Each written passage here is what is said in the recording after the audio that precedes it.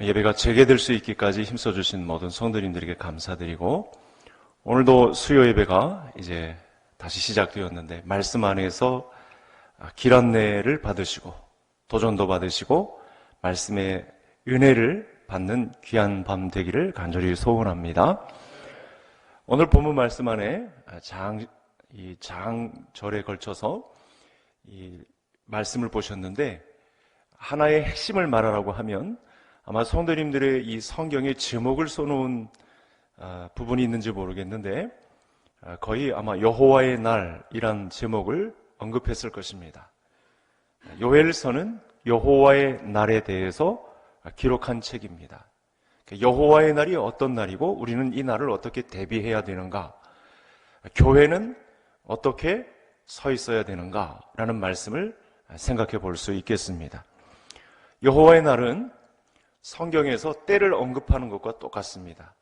성경은 시간에 관해서, 어떤 때에 관해서, 날에 관해서 굉장히 민감합니다. 예수님께서도 마지막 때에 관해서 말씀을 언급하시죠. 요엘서를 우리가 보았는데, 요엘서뿐만 아니라 이사야서, 그리고 스바냐서, 아모스서, 이런 선지자들이 거의 다 때를 선언합니다. 임박한 여호와의 날에 대해서, 재앙의 날에 대해서 선포를 합니다. 그러니까 우리는 성경에서 말씀한 때에 관해서 굉장히 민감해야 됩니다. 성경에서 말한 임박한 시간에 관해서 아주 피부적으로 와닿게 우리는 이 말씀을 잘 귀 기울여야 합니다. 왜냐하면 성경의 핵심 주제를 이야기할 때 반드시 날이 등장하기 때문에 그렇습니다. 여러분, 마태복음 24장에 예수님께서 사도들을 가르치죠. 그러면서 마지막 날에 관해서 가르치십니다. 바울도 서신서를 잘 보시면 마지막쯤에 마지막 날에 관해서, 특히 데살로니가 같은 경우는 마지막 날에 관해서 더 자세하게, 마태복음 24장을 본인도 이 3층 천에 가서 보았던 그 말씀과 함께 마지막 날에 관해서 예민하게 언급을 하고 있는 모습이 등장을 합니다. 베드로 사도, 요한 사도, 신약의 모든 사도들이 다 여호와의 날에 관해서 민감하게 이야기를 합니다. 성경은 때에 관해서 상당히 민감하다, 이렇게 보시면 정확하겠습니다. 우리는 그래서 이런 말들을 하죠. 시한부 인생이다. 우리가 영원토록 죽지 않고 이 땅을 여미며 사는 것이 아니고, 제한된 시간 안에 제한된 때에 놓여있는, 그리고 더 중요한 것은 여호와의 날을 남겨놓고 사는 사람들이다, 이렇게 보면 정확하겠습니다. 이 날은 오늘 말씀에 보니까요, 상당히 무서운 날입니다. 분노의 날이고, 하나님께서 환난을 보내시는 날이고, 심판의 날이고, 황폐함과 패망의 날이고, 찢어지는 날이고, 흑암의 날입니다. 우리가 그 맛을 한번 좀 볼까요? 이미 1장서부터 이 날은 선포되었거든요. 1장 15절로 한번 가보시겠습니다.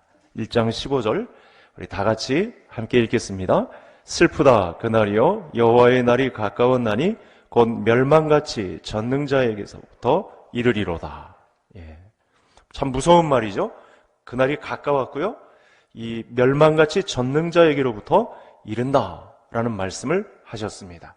오늘 2장 1절 우리 목사님 읽었던 2장 1절 다시 한번 읽겠습니다. 시온에서 나팔을 불며 나의 거룩한 산에서 경고의 소리를 질러 이 땅 주민들로 다 떨게 할지니 이는 여호와의 날이 이르게 됨이니라. 하였으니, 그러니까 지금 1장에서도 그렇고 2장에 오기까지 요엘 선지자는 여호와의 날에 대해서 선포를 하고 있는데, 이 여호와의 임박한 날을 남겨놓은 우리는 어떻게 해야 될까요? 이런 이제 질문이 있고, 여기에 대한 도전을 저와 성도님들이 오늘 밤에 받으셔야 되겠습니다. 이 부분에서 믿음의 지경을 넓힐 기회를 저와 성도님들이 찾아야 합니다. 이 말씀에 상당히 민감하게 반응을 해야 됩니다. 나와 전혀 상관없는 말씀으로 요엘 선지자가 마치 2500여 년 전의 선지자로 이렇게 치부하면서 나와 상관없는 말씀으로 이렇게 보는 것이 아니라, 이 여호와의 임박한 날에 관해서 더 심한 마지막 날을 남겨놓은 주의 성도들로서 마지막 날을 준비한 우리는 어떻게 해야 되겠는가? 본문에서 답을 얻어야 하는 것입니다. 우리가 모여서 예배하고 기도하는 것은 우리가 필요한 것만을 아뢰어 응답받기 위해서 우리가 예배의 자리를 사모한 것은 아니거든요. 이 마지막 때를 지나는 때, 특별히 이렇게 코로나19와 같은 큰 재앙이 다가왔을 때 하나님은 마지막 날에 징조로 이런 전염성 질병을 보낸다고도 했는데, 그러면 우리는 어떻게 할 것인가? 교회는 어떤 권위를 바로 세워야 하나? 이런 부분에 관해서 질문을 해야 한다는 사실입니다. 그래서 진정한 예배와 기도는 여호와의 날이 실제로 다가와도, 선포하신 그 약속의 날이 다가와도 흔들리지 않는 믿음으로 자리를 지키고 하나님만을 바라보는 믿음을 나타내는 시간이 있어야 한다는 것이죠. 이 믿음은 예수님께서 우리에게 가르쳐 주신 기도에도 잘 나타나 있습니다. 어떤 기도일까요? 나라가 임하시오며. 임박한 마지막 날을 남겨놓은 성도의 기도는 그 기도를 빼놓지 않고 하는 것이 뭐냐면 하나님의 나라가 임하시오며. 그 무서운 재앙의 날, 심판의 날이 다가와도 당황하지 않고 제 자리를 지키면서 약속하신 날을 기회로 포착하는 시간, 이렇게 우리의 믿음의 지경을 변모해야 한다는 사실입니다. 그러니까요, 여러분 잘 생각해 보시죠. 세상 사람들은 성경에서 이렇게 강조하고 있는 여호와의 날, 마지막 날, 때에 관해서 굉장히 싫어합니다.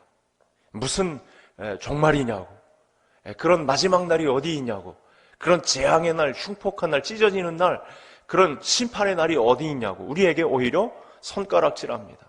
그런 시간 때문에 우리가 마음을 모아서 신실한 예배자의 한 사람으로 서려고 하면 손가락질합니다. 저 광신도 같으니라고 이러면서 우리를 조롱합니다. 그러나 우리 믿음의 사람들은 여호와의 날이 오도록 기도해야 하고요, 마지막 임박한 날에 관해서 선포한 약속이기 때문에 반드시 올 것이기 때문에 그날에 당황하지 않도록, 그럼 우리는 어떻게 해야 될 것인가? 본문 안에서 답을 찾아야 한다는 것입니다. 여러분, 우리가 그렇게 준비하지 않고 있으면 어떻게 될까요? 그렇게 그 한 사람을 찾으시는 예배자, 그 하나님 앞에 마지막 날을 준비하지 않고 있는 신자가 있다면 그날은 어떤 날이 될까요? 11절, 오늘 본문 11절을 한번 같이 다시 읽겠습니다. 여호와께서 그의 군대 앞에서 소리를 지르시고 그의 진영은 심히 크고 그의 명령을 행하는 자는 강하니 여호와의 날이 크고 심히 두렵도다. 당할 자가 누구이랴. 그냥 세상 사람들이 마치 노아의 홍수 앞에 대비도 안 하고 있다가 노아의 방주에 참여하고 있지도 않다가 홍수가 몰아닥치면서 재앙이 불어닥치는 날에 당황하는 것처럼 그날은 두려운 날만 될 것이겠죠. 그래서 우리가 이 날을 민감하게 바라보고 준비를 해야 합니다. 하나님의 말씀을 보고 디딤돌로 삼는 사람이 있는가 하면 무너짐이 심한 사람이 있다는 사실이죠. 걸림돌로 생각하는 사람들이 있다는 거죠.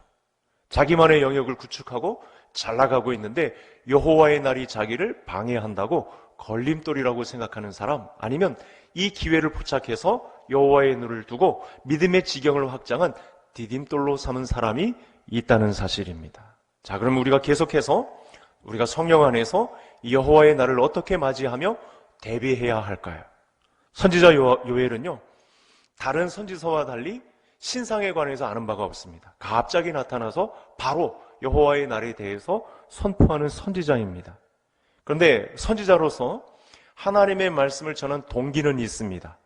1장 1, 2절을 보면 끔찍한 메뚜기 재앙을 만나죠. 여러분, 요즘도 이 중동 지방의 메뚜기 재앙이 무섭습니다. 우리는 그 기후적으로도 그렇고 메뚜기 재앙을 만나보지 못해서 덤덤한데, 사실은 이 지금도 메뚜기 재앙을 만난 그 지역은 초토화됩니다. 그야말로 3년치 식량이 없어질 정도로 유엔에서 구호식품을 받아야만 살 수 있는 그런 황폐한 땅으로 변해버리죠. 지금 이 요엘서에 보면 메뚜기 재앙을 통해서 어려움을 겪고 있습니다. 근데 이 메뚜기 재앙은 그들이 육신적으로 실제로 당한 재앙이기도 하지만 이 메뚜기 재앙은 영적으로 바벨론 군대가 쳐들어오는 무서운 심판의 때를 이야기하죠. 궁극적으로는 느부갓네살 왕이 끌고 오는 이 임박한 심판의 날을 이야기하는 것인데, 실제적으로도 그런 메뚜기 재앙 때문에 어려움을 겪고 있는 상황을 이야기하고 있습니다. 성경에서 그래서 우리는 여호와의 날이라고 하면 긴장을 해야 합니다. 왜냐하면 하나님의 호칭이 또 달라졌어요. 하나님의 날 이렇게 했으면 날에 대한 대비만 하면 되는데, 여러분, 여호와라는 단어는요, 너와 싸우겠다 이런 단어가 담긴 하나님의 이름이에요. 그런데 여러분, 싸움의 대상이 누구죠? 집안 식구예요. 하나님 아버지가 자기의 택한 자녀들과 싸우겠다라고 선언하는 날이에요. 그러니까 무서운 날이죠. 여러분, 가장이 어느 순간 날 잡고 싸우겠다, 집안 식구들에게 날 잡겠다 이러면 가정 식구들이 다 긴장을 하게 되어 있죠. 똑같은 상황인 것입니다. 성경의 역사에는요, 하나님이 직접 나서셔서 자기 백성들과 싸우는 때가 많았습니다. 출애굽기 여정이 그런 때가 아닙니까? 남북 이스라엘의 역사가 다 그런 날이 아닙니까? 하나님이 직접 나서셔서 다스리시죠. 하나님의 날이 수시로 임하시죠. 그런데 본문에서도 싸움을 걸어오는 대상이 여러분, 제사장을 비롯한 낭실과 제단 사이에서 하나님의 앞에 예배를 정당하게 드리지 못하고 있는 사람들에 대한 심판의 메시지입니다. 그러니까 오늘날과 똑같이 닮아 있는 거죠. 이 재난을 당한 우리의 현실과 전 세계 우리 그리스도인들이 당한 재난의 때와 똑같은 시간에 놓여 있는 말씀이라고 보시면 정확합니다. 하나님의 말씀은 시 공간을 초월해서 우리에게 오늘도 말씀하고 있는 내용이 되겠습니다. 그러니까 오늘 본문에서 언급한 날은 경고의 날입니다. 이 경고의 날을 우리가 어떻게 받아들일까? 우리 화면을 한번 보시겠습니다. 여러분, 경고하시는 날이기 때문에 본문에서는요, 하나님이 심판하시는 날을 크고 두려운 날이라고 합니다. 이전에도 없었고 후에도 없을 아주 전무후무한 날이라고 성경이 말을 하고 있습니다. 그런데 요엘 선지자는 이 날이 코앞에 닥쳤다 이렇게 말씀을 하고 있습니다.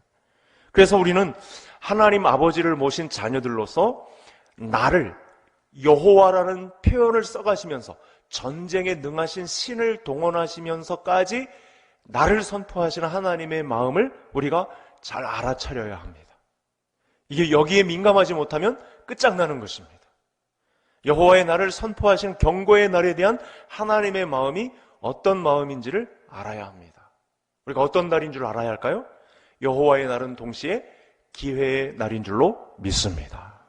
가장이 날 잡고 너희들과 집안 식구들과 싸우겠다라고 선언한 그날은 가정을 살리겠다는 단호한 가장의 의지가 나타나는 날이지, 가정을 칼 들고 몰살시키겠다 이런 날이 아니죠. 무너진 기강을 바로잡겠다, 가장이 그렇게 날짜를 잡는 거지, 가장을 몰살시키겠다, 없애버리겠다 이렇게 선언한 날이 아니잖아요. 마찬가지로 하나님께서 아버지가 되셔서 여호와라는 전쟁에 능한 신의 이름을 동원하시며 임박한 심판의 날을 선언한 것은 빨리 정신 차리고 돌아와라, 이런 기회의 날짜가 잡혀 있는 것입니다. 우리 12절 말씀, 우리 화면을 다시 한번 보면서 우리 같이 한번 마음을 모아볼까요? 같이 읽겠습니다.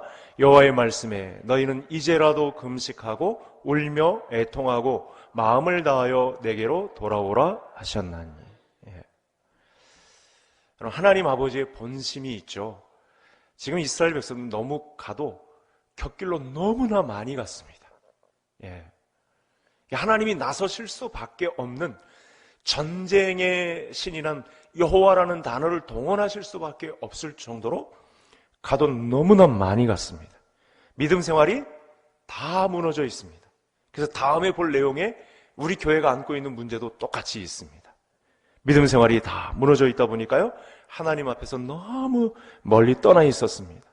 그래서 경고의 소리라도 듣고 빨리 제 정신을 차리고 돌아와 앉으라. 나의 뜻은, 예레미야 선지자는 이 날도 같이 선언하면서 뭐라고 했죠? 나의 뜻은 재앙이 아니라 생명과 평안이니라. 이렇게 기회를 붙잡으라고 말씀을 하고 계십니다. 그래서 요엘 선지자는 자기 백성들이 하나님 앞에 나와서 예배 형식을 갖추고 회개할 것을 요청합니다.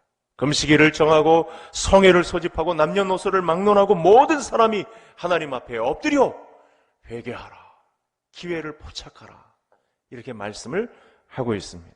여러분, 금식이 있는 예배 회복 가운데 회개를 강조하는 것. 하나님의 마음이 어떤 마음인지를 잘 알아야 합니다.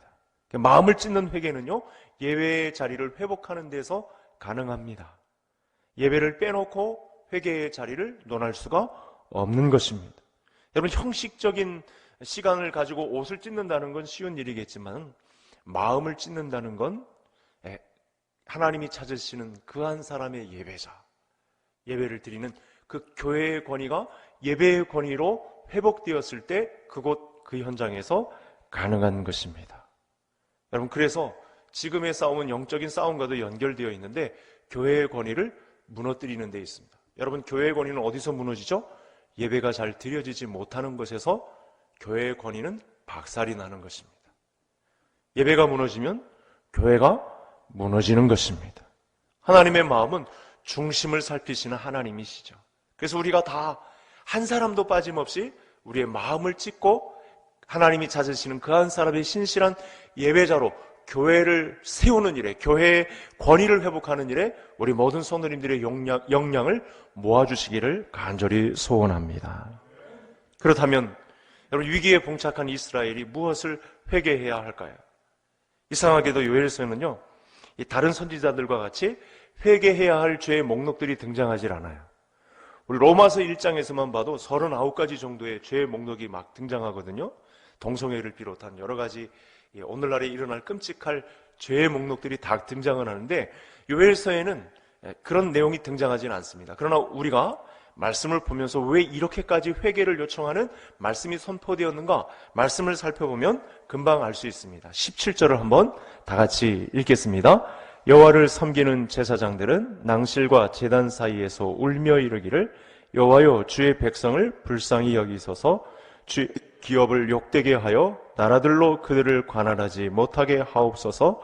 어찌하여 이방인 그들의 하나님이 어디 있느냐 말하게 하겠나이까 할지어다.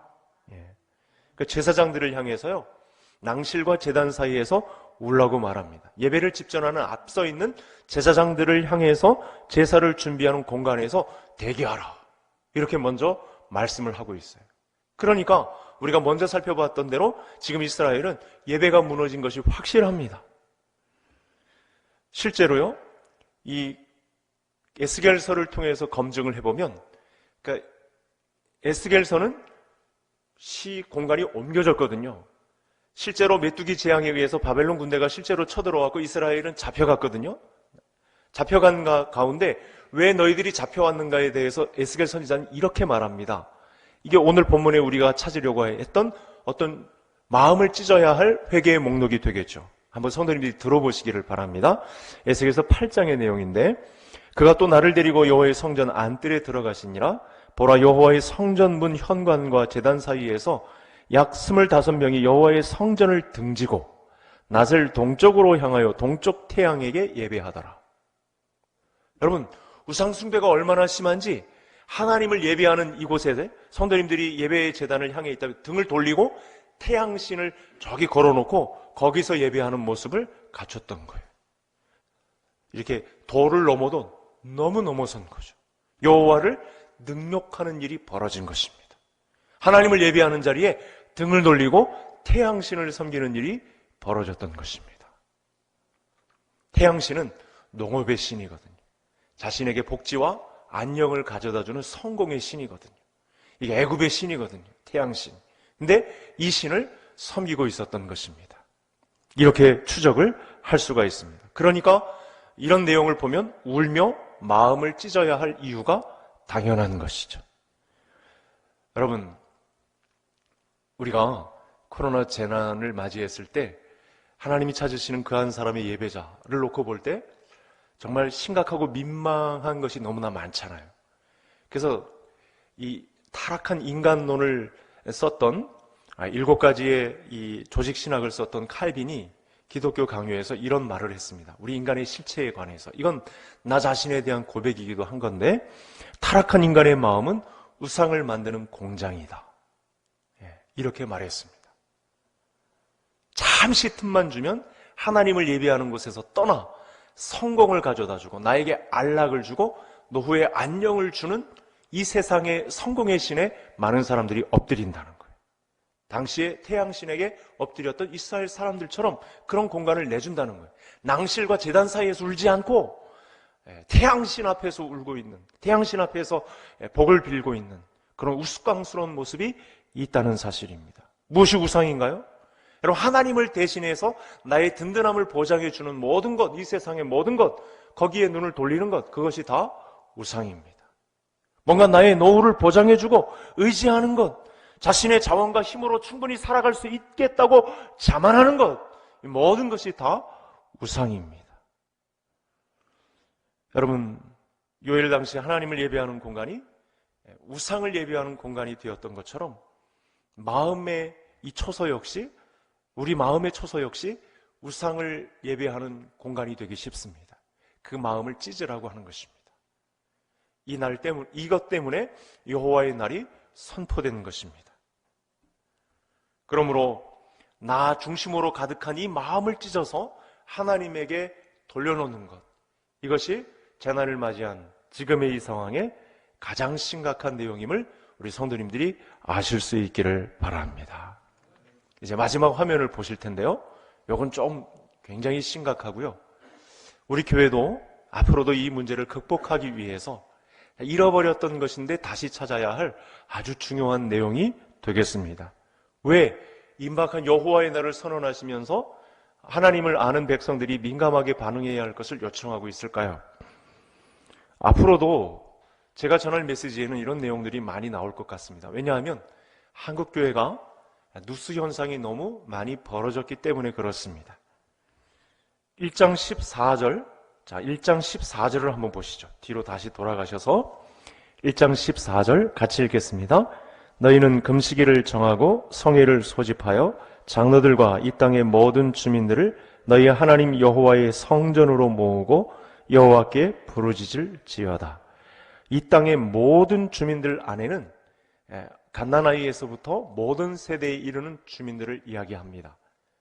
그러니까 어른들만, 부모 세대만 나와서 예배할 것을 이야기하는 것이 아니고 살며 숨쉬며 기식하는 모든 인생들에 관해서 말씀을 한 것입니다. 전 세대에 관해서 말씀을 한 것입니다. 그것이 2장 16절, 우리 다 같이 읽겠습니다. 백성을 모아 그 모임을 거룩하게 하고 장로들을 모으며 어린이와 젖 먹는 자를 모으며 신랑을 그 방에서 나오게 하며 신부도 그 신방에서 나오게 하고. 오늘 목사님 기도 전체 합심 기도를 주관하실 때도 이 부분에 관한 내용이 나왔는데, 여러분, 우리 성도님들이 우리 교육자들과 함께 담임 목사와 함께 마음을 모아주셔야 할 것이 있습니다. 우리 이런 재난으로 인해서 절대 우리 교회 학교가 무너지지 않도록 기도를 해주시기 바랍니다.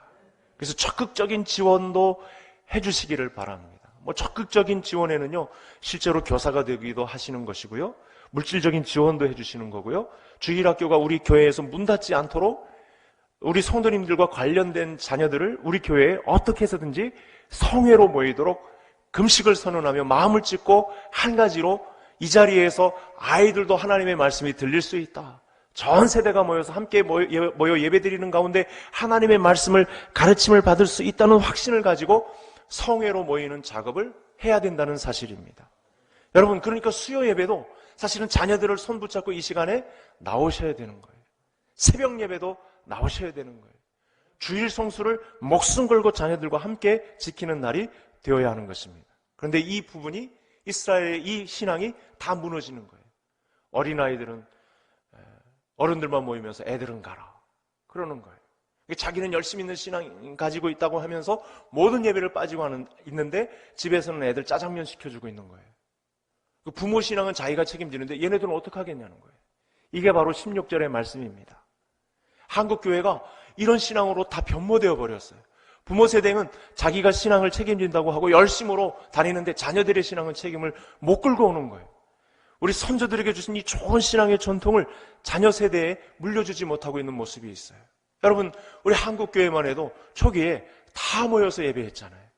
부모 신앙 따라서 손마주 붙잡고 부흥에 다 참석하고 거기서 은혜 받고 다 울며 통곡하고 하나님의 말씀 앞에 한 가지로 모였었잖아요. 이거 다 없잖아요. 저도 그런 피해자입니다. 이런 말씀이 분명히 있는데 사실은 지난 날을 돌아보니까 이 부분에 대한 강조가 별로 없었더라고요. 회개의 하나의 한 장면입니다. 여러분, 성경은 자녀를 하나님의 선물이라고 하잖아요. 주신 선물을 책임지지 못하는 행동이 있으면 부모 세대에서 그친 믿음만 되잖아요. 그 하나님 앞에 어떻게 책임을 지느냐 하는 말입니다. 성경적인 부모됨은요, 자녀를 단지 낳았다는 사실에 중점을 두지 않고 가르쳐 지키게 하는 데 있죠.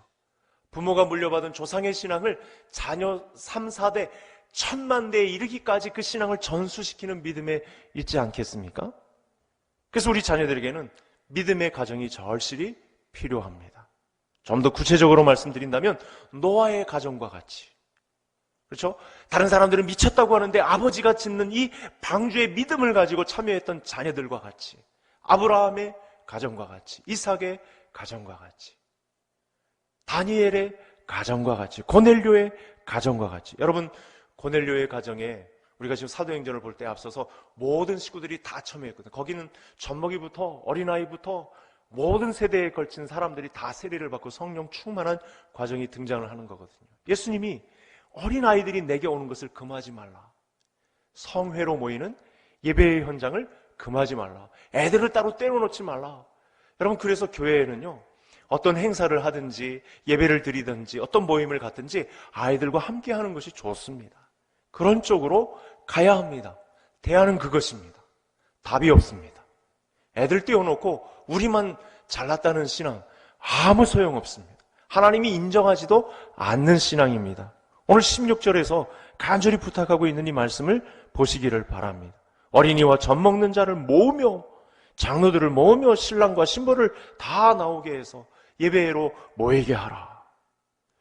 여러분, 역사적으로도요, 청교도 신앙을 우리 장로교가 물려받았잖아요. 프로테스탄트가 이 좋은 신앙을 물려받았습니다.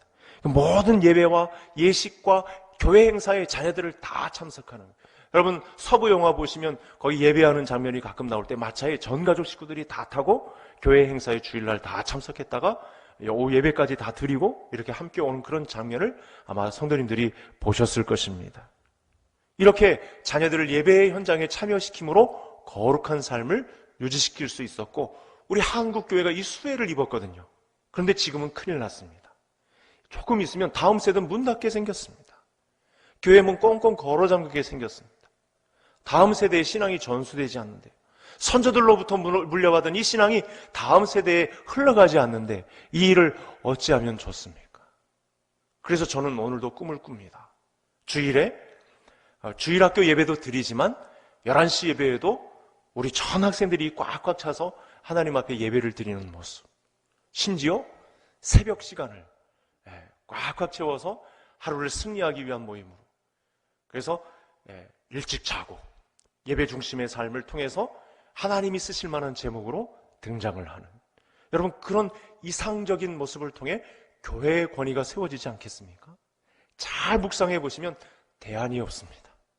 예배를 회복하는 길밖에 없습니다. 가족 전 식구 누구 하나 빼놓음 없이 젖먹이까지 다 하나님을 예배하는 자리에 나와야 답이 있습니다.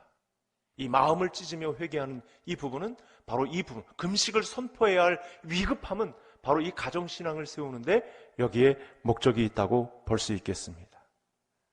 우리 민들의 선조들은요, 주일을 영혼의 장날이라고 했습니다. 또 천국잔치에 참여하는 날로 정했습니다. 그래서 우리 한국교회의 초기 신앙은 정말 좋았습니다. 주일은 중생한 자들만의 특권이고 동시에 의무로 다 받아들였습니다. 주일을 어기면 죽는 줄 알았습니다. 여러분, 제 어린 시절만 해도 저희 동네에 한 120여 가구가 넘는데 가게들을 다 문 닫고 하는 바람에 그냥 주일에서 모여서 다 예배하는 것만이 가장 큰 잔치고 그야말로 의무고, 주일을 목숨처럼 지키는, 논에 물도 안 대고 빨래도 안 하고 소도 여물도 안 주고 하는 그런 일들이 있었습니다. 생각해보니 좋은 신앙이었습니다. 그 신앙 때문에 오늘의 내가 있었습니다. 그러니 이 신앙이 끊기게 생겼으니 여러분 이 일을 어찌하면 좋겠습니까? 우리의 젖먹이들과 지금 자라나는 세대들은 이 혜택을 못 누리고 오히려 신앙한다는 부모들이 꽁꽁 걸어 잠그고 넌 교회 오지 말고 넌 내가 돈 줄 테니까 짜장면 시켜서 탕수육하고 먹어라. 애들이 이렇게 변하고 있단 말이죠. 큰일 났습니다. 여러분 코로나19로 거의 1년 가까이 우리는 예전처럼 예배하지 못하는 어려움을 겪고 있습니다. 이런 초유의 상황을 통해 주시는 하나님의 메시지에 우리가 귀를 기울일 필요가 있습니다. 그것은 정확하죠? 나는 하나님을 예배하는 예배자였는가? 하나님이 찾으시는 그 한 사람 예배자. 복음성가에도 있죠. 우리가 하나님을 온전히 섬겨왔는지 아니면 하나님께 등을 돌리고 우리 마음속에서 만들어낸 우상을 나름대로 섬기며 살아온 것은 아닌지 뒷방을 통해서 등을 돌리고 나만의 우상을 쌓아왔던 건 아닌지 한쪽 발은 교회, 한쪽 발은 우상을 섬기는데 그래서 여호와의 임박한 날을 선언을 받을 수밖에 없는 똑같은 위치에 우리가 서지 않았는지 오늘 말씀을 통해서 돌아볼 일입니다. 여러분 회복은 우리의 자정 능력이 아니고요. 정확한 것이 있습니다. 하나님의 자비하심밖에 없습니다. 그래서 오늘 말씀 말하죠. 13절 하반절을 한번 보시죠. 제가 읽을 테니까 성도님들 한번 보시기 바랍니다. 그는 은혜로우시며 자비로우시며 노하기를 더디하시며 인애가 크시사 뜻을 돌이켜 재앙을 내리지 아니하시나니. 여러분 자비와 인애, 그러니까 히브리어 성경은 헤세드라고 합니다. 이 헤세드는 제가 천국 가서도 이렇게 물어보고 싶은 그런 단어입니다. 하나님의 이 자비하심이 아니고서는 하나님의 은혜가 아니고서는 절대로 이 문제가 회복되지 않습니다. 그래서 이것은 하나님의 사랑이고요. 이 자비와 긍휼에 대한 약속은 하나님의 약속이고 사랑입니다. 이제라도 늦지 않습니다. 역사적으로도 재앙의 때가 오면 기회로 살린 기록이 너무나 많습니다. 재앙의 때가 와도 걸림돌로 삼느냐 디딤돌로 삼느냐, 이 믿음의 지경이 그 순간을 결정하게 될 것입니다. 우리의 모습을 보면 소망이 없고 답답하다고 여길지 모르지만 이걸 우리도 주일학교가 닫게 되었다, 우리 자녀 세대에게 선조의 신앙이 대물림되지 않는다, 한탄할 수밖에 없는 상황이지만 그렇다고 낙담하고 포기하는 것이 아니라 능히 할 수 있다. 하나님이 주신 기회를, 이 인애의 기회를 충분히 살릴 수 있다. 이렇게 마음을 모아주시고 오늘 말씀에 따라서 마음을 찢고 주께로 돌아오며 선조의 신앙이 자녀들의 세대에 전수되는 교회의 권위를 바로 세워나가는 우리 개성의 모든 성도님들이 되시기를 주의 이름으로 축복합니다. 하나님 아버지 감사합니다. 오늘 말씀을 통해서 하나님의 자비와 사랑을 의지하여 주님 앞으로 돌이켜 마음을 찢어야 할 때임을 우리에게 도전해 주시니 감사합니다. 지금의 작금의 상황을 보면 소망도 없고 답답한 현실이지만 긍휼하신 하나님 안에서는 능히 새로운 희망이 될 수 있을 줄로 믿습니다. 우리를 향해 손을 거두지 않으시겠다는 약속을 여호와의 날을 통해서, 마지막 날을 통해서 기회를 허락하시는 하나님의 은혜가 있는 줄로 믿습니다. 이 약속 믿고 다시 한번 우리의 누추한 몸과 마음을 주님 앞에 드리며 나아가는 우리 개성의 모든 성도님들 되게 해 주옵소서. 우리의 이 마음이 전염되어서 우리 개성의 모든 성도들의 마음 가운데 하나님이 찾으시는 그 한 사람의 신실한 예배자로 젖먹이에게까지 세워지는 은혜가 있게 해 주옵소서. 예수님의 이름으로 기도하옵나이다. 아멘.